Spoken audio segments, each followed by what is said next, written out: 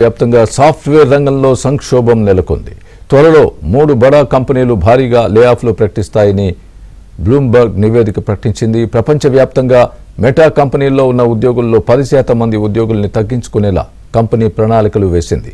అందుకు సంబంధించి research committee సమావేశంలో సీఈఓ జుకర్బర్గ్ నిర్ణయం తీసుకున్నట్లు బ్లూంబర్గ్ తెలిపింది. అయితే ఉద్యోగుల్ని తొలగించిన తర్వాత ఏఐ మీద మరింత ఫోకస్ చేయాలని నిర్ణయించినట్లు సమాచారం.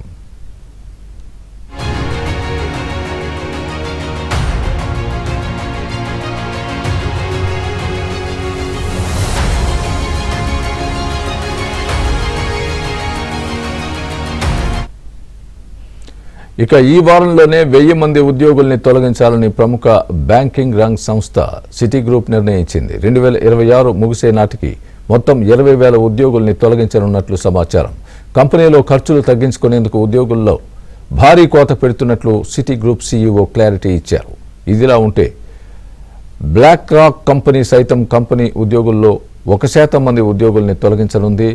బ్లూంబర్గ్ లెక్కల ప్రకారం సుమారు 250 మంది ఉద్యోగుల్ని వారం నుంచి 10 రోజుల్లో తొలగించనున్నట్లు తెలుస్తోంది.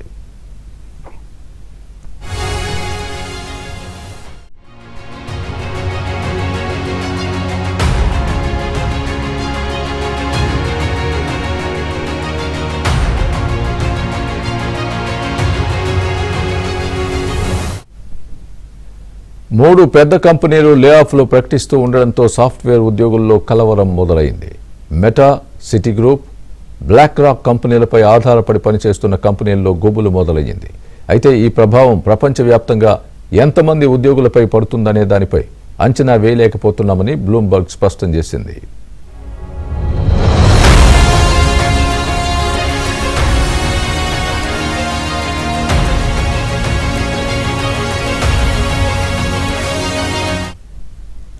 ఇదే అంశానికి సంబంధించి పూర్తి అప్డేట్ మా ఢిల్లీ బ్యూరో చీఫ్ కృష్ణ చెప్తారు. కృష్ణ, చెప్పండి, ఏంటి లే ఆఫ్ ప్రకటనలకు సంబంధించి మీ దగ్గర ఉన్న పూర్తి అప్డేట్ ఏంటి? అసలు ఎందుకు ఈ నిర్ణయాలు తీసుకుంటున్నాయి?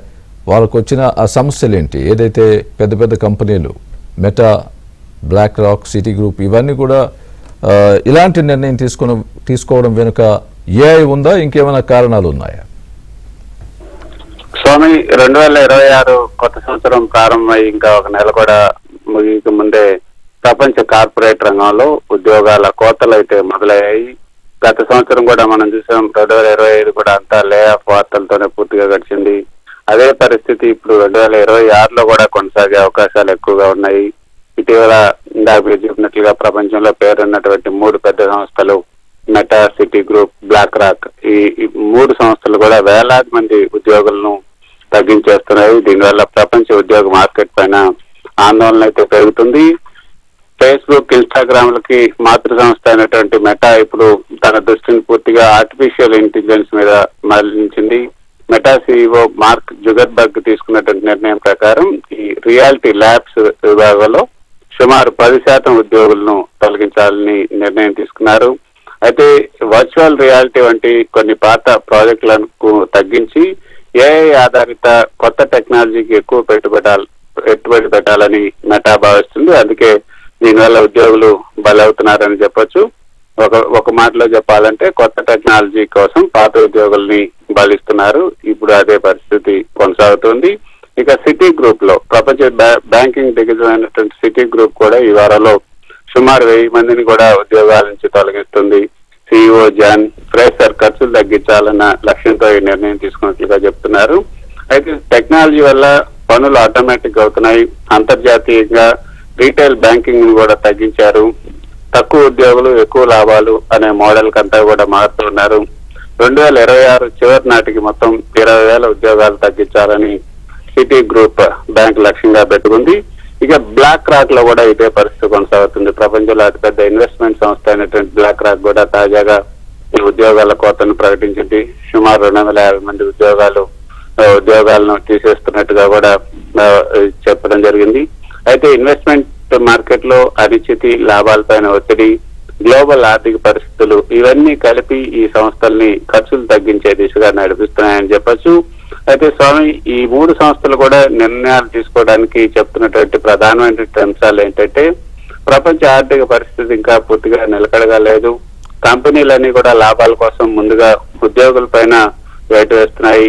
టెక్నాలజీ పెరుగుతున్న కొద్దీ సంప్రదాయ ఉద్యోగాలు అయితే తగ్గుతున్నాయి. ఇది తాత్కాలిక సమస్య అయితే కాదు, ఇది దీర్ఘకాలికంగా ఇంకా ఎక్కువ సమస్యలు తలెత్తే అవకాశం ఉంది.